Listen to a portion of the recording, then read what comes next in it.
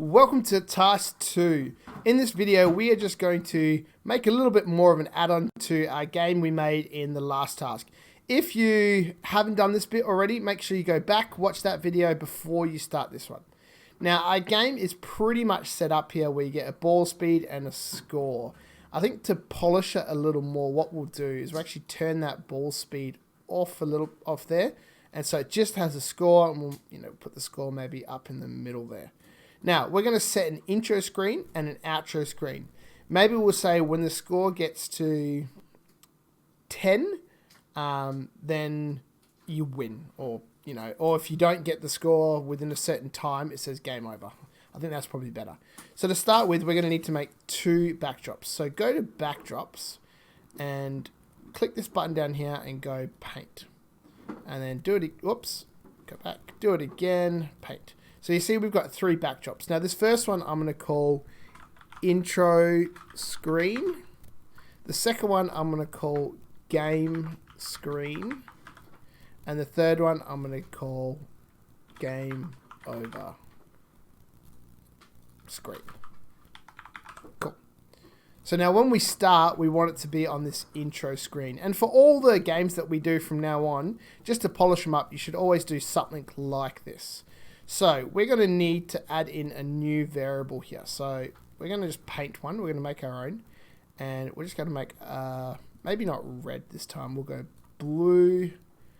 Actually, we'll go a white box, just like that. If you hold shift, it makes it a square, but we don't want a square.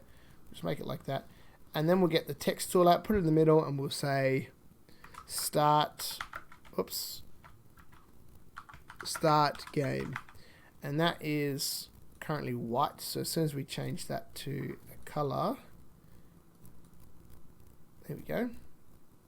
Start game, and we can make it a bit bigger like that.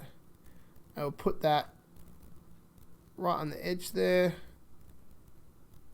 Looks pretty bad when it's big like that, doesn't it? Oh no, that's alright. Start game. Now obviously if your game actually had a name, you might call it something a bit better, but that'll do for now. And you'll see when you close it, you've got this big start game that you can move around. And what we want to do is we want to put a little bit of code in here that says when the flag is clicked, so it's right at the start, we want it to switch backdrop to intro screen. So that way, whenever someone pushes play, it comes to the intro screen.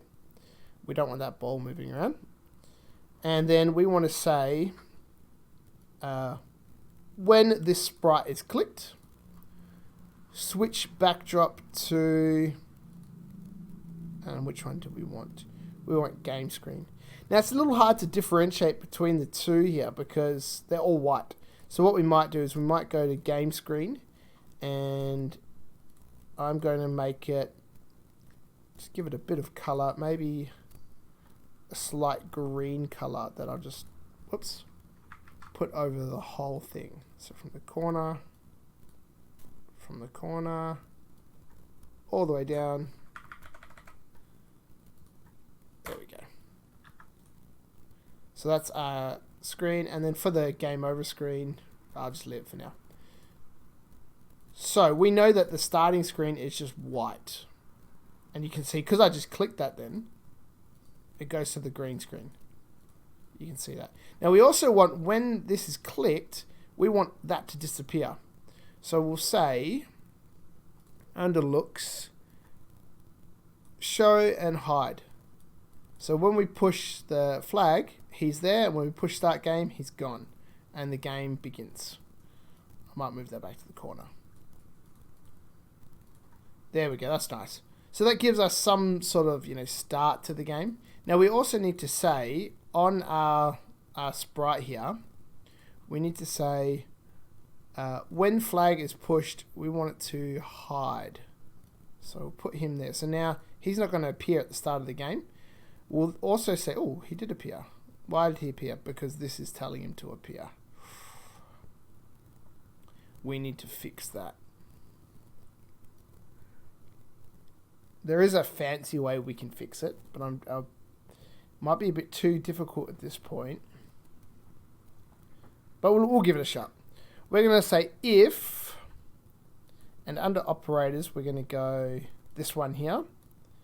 And then under looks, we're going to go to backdrop and backdrop name. If backdrop name equals game, what did I call it? Game something. I called it game screen. So back to here. If game screen, so if backdrop name equals game screen, so if it does equal that, then all of this will happen. So we don't need that anymore. If it doesn't equal that, then hopefully none of this will run. And you can see it's not running at the moment. If I push start game, it runs. Awesome. So if backdrop name equals game screen, so I'll push stop to that now. He should disappear. I might just keep that hide in there as well. There we go. Nice. So that all works. Now we also want that game over screen. So what I might add in is just a timer. Now timers seem like that'd be a tricky thing to add in, but they're actually really not. What we do for a timer is we say, we make a new variable first of all, and we call it timer. So timer appears up there now, and we're going to need timer, so let's drag it out there. We say, we might put the timer in here actually. Yeah, I think no, we won't. We'll use this one here again, drag it out there. If backdrop name equals game screen, and we'll say change timer, get rid of that, we don't need it. Change timer by -1, and we'll put a forever on here and a when flag pushed. And we're also going to set timer when we start the game. We're going to set timer to, and I think 60 seconds is enough.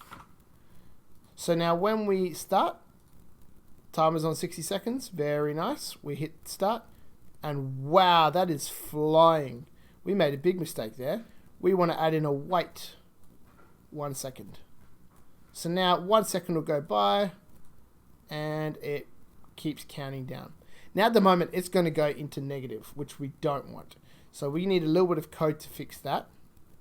So let's actually put the code in here to make it really fancy. So we'll say if backdrop name equals GameStop and timer is greater than 0. And I want to test that out, so I'm just actually going to put the timer to 5, just while we test it. So 5, 4, 3, 2, 1, and it stops. Now the rest doesn't stop, but we'll fix that in a second.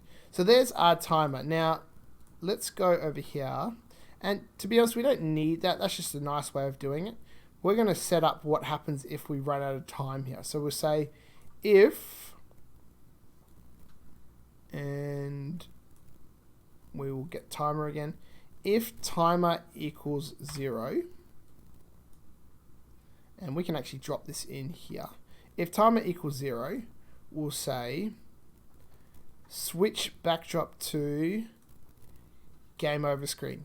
Now the way we did this code here, the ball's automatically going to stop. So let's see what happens. Before we do that, I'm actually going to give the game over screen a shade of, let's go black like this. I'm just pushing the arrows there to make it in the middle, and I'm just going to put some text in the middle that is white. Let's say game over. Yeah, that'll do. Right there, if I hold shift, it locks it kind of in the middle. And I might actually make it really offensively big. Game over. And then, why don't we make a little, no, let's not do that. Game over. Now we could make a little restart button. In fact, as a challenge, go ahead and make a restart button, which just sends it back to the start.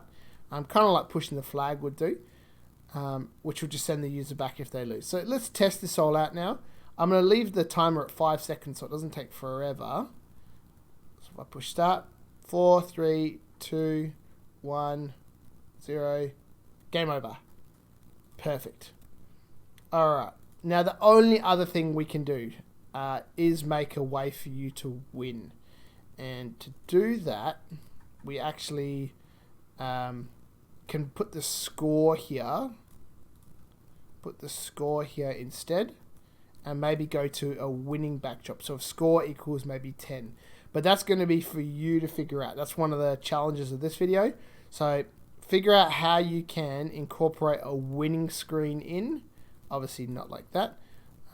You'll have to make a new backdrop, which has a, congratulations, you won, and make it fair so that it's not impossible to get it. Like obviously if you said when score equals 100, it's going to be really hard because that little ball is going to be really small. So good luck with that challenge, and I'll see you in the next video.